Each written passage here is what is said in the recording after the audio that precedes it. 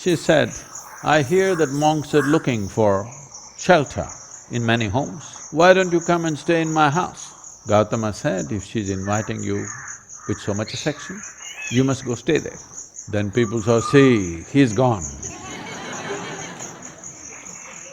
Gautama the Buddha, with a large group of his disciples who was continuously traveling, made a rule that during the monsoon season, those 2.5 months, you can stay in the same place. The rule for the sannyasis or the monks who were with him is you should never stay in any place for more than 2 days.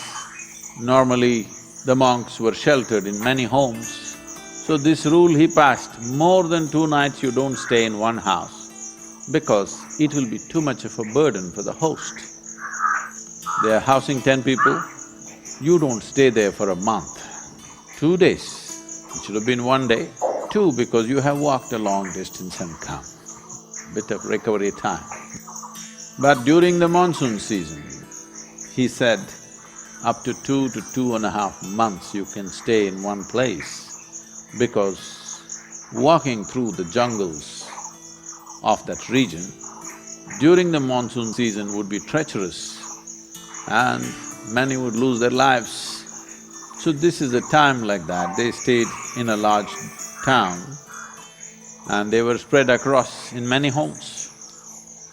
The monks went out to get their alms from the people. Ananda or Ananda Tirtha, as he was known, who happened to be Gautama's elder brother before his monkhood, went out and there was a courtesan or a prostitute in the town. She gave him alms, looked at him, a handsome young man, tall and straight. She said, I hear that monks are looking for shelter in many homes. Why don't you come and stay in my house? Ananda said, I have no issue, but I must ask the Buddha as to where I should stay. Then she became really taunting. She said, oh, you're going to ask your guru? Go and ask him, let's see what he says. So Ananda brought what he had collected for the day. Gautama was sitting, he came and placed it at his feet, and everybody is supposed to find food and shelter wherever they go. Ananda asked, like this lady is inviting me, can I stay there? Gautama said, if she's inviting you with so much affection, you must go stay there. The townspeople who were sitting here, they said, what? A monk is going to go and stay in a prostitute's home? This is it. This spiritual process has become corrupt. Gautama looked at them and said, why are you so worried? The lady is inviting him. Let him stay, what is the problem? They all started getting up and started shouting. He said, wait, I am on this path because I see this is the most powerful way to live. Now you're telling me her ways are more powerful than my ways.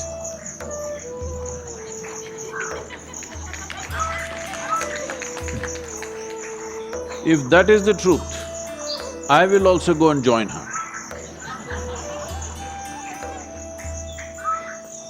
I'm here because I see this is the most precious and powerful way to exist.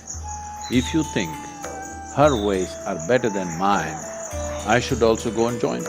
Because if you're a true seeker, that's how it should be. If you found something much higher, you go for that. Then people shouted and many of them of course leave. Then Ananda went and stayed with her. Monsoon time, because of rains it gets cold, monk is wearing a thin habit. So she gave him a nice silk wrap. He covered himself. Then people saw, see, he's gone. She made nice cooking and gave it to him, he ate. Then in the evening she danced for him. He sat, watching very carefully, with utmost attention. Then when they heard the music, this is it, finished. things went on. When the time was up, when the rain stopped, when it's time to move, Ananda came to Gautama along with a female monk.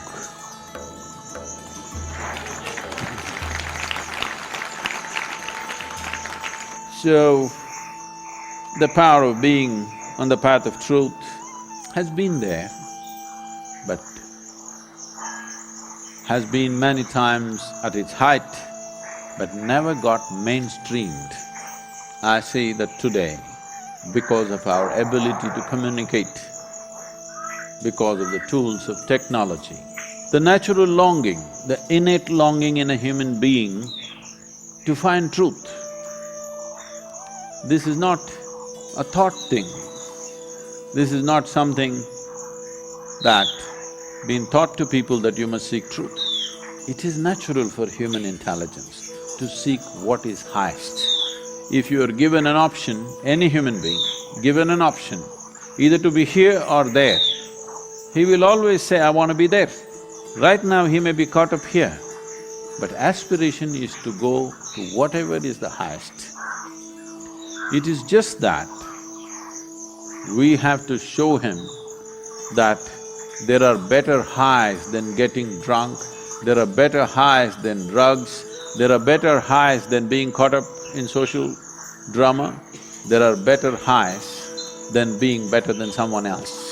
We just have to show it to him, we have to make him understand there is a better high. Forever, many sages, saints, yogis, gurus have been doing this, but as I said, they were gentle people. They didn't have a voice like me.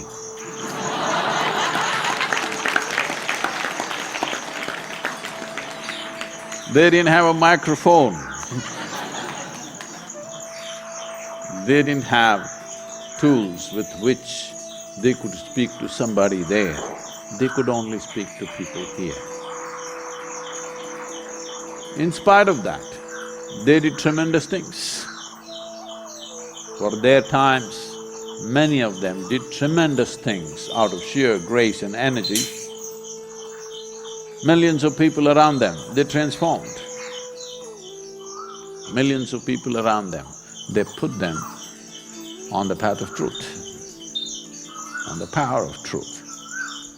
But the time has come where our ability to communicate is such, we can make truth slip through every door. We can make truth knock on everybody's minds and hearts. Never before this was possible. Technology has rendered us to this place. I feel this is the best age ever to make truth mainstream, to be truthful, to aspire for truth, to seek truth, the main force on the planet, because we have tools that nobody ever had.